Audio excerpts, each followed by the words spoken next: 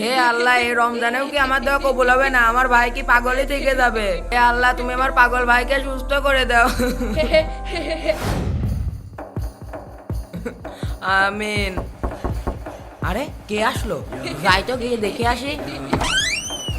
আসসালামু আলাইকুম চাচা, কাকে চাচ্ছে? ওয়ালাইকুম আসসালাম। ভাইস্তে, আমি একজন মুসাফির, আমাকে কিছু সাহায্য করো। ও আচ্ছা, দাঁড়ান, এই নেন। আলহামদুলিল্লাহ।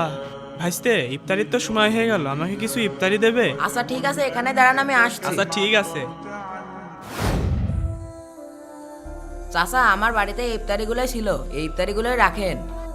আলহামদুলিল্লাহ, আল্লাহ তোমার জীবনে সকল পেরেশানি দূর করে দিক।